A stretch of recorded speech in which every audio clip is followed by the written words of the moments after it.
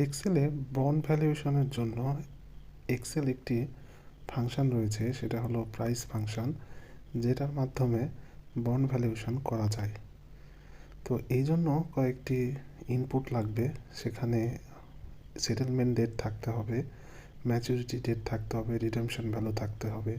অর্থাৎ বন্ড ভ্যালুয়েশনের সাথে একটা বন্ডে যেই ধরনের তথ্যগুলো থাকে সেই তথ্যগুলো আমি এখানে লিখে নিয়েছি।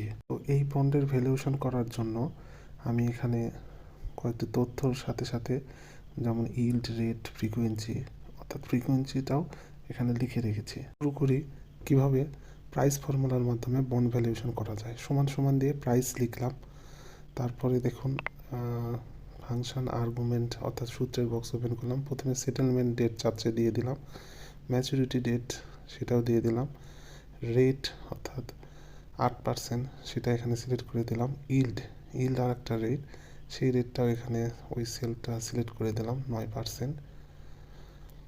তারপরে রিডেমশন ভ্যালু 100 টাকা, সেটা এখানে প্রবেশ করালাম। দেন এটা একটু স্ক্রল করতে হবে আরও। তারপর ফ্রিকোয়েন্সি অর্থাৎ বছরে কবার, বছরে 2বার এটার ইন্টারেস্ট দিবে। আর বেসিস এটা দিলেও হবে, না দিলেও হবে, সমস্যা নেই। অর্থাৎ 100 টাকার বন্ডের যেই প্রাইসটা সেটা আজকে ডিসকাউন্টিং ভ্যালু 91 টাকা।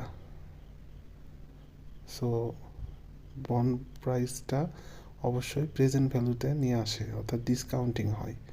এজন্য মূল টাকার চেয়ে আজকের ভ্যালু হলো 91 টাকা, যেটা 100 টাকার বন্ড প্রাইসের বর্তমান ভ্যালু। আশা করি ভিডিওটি ভালো লাগবে। ভিডিওটি ভালো লাগলে লাইক করুন, কমেন্ট করুন এবং এক্সেল মোজা সাবস্ক্রাইব করুন।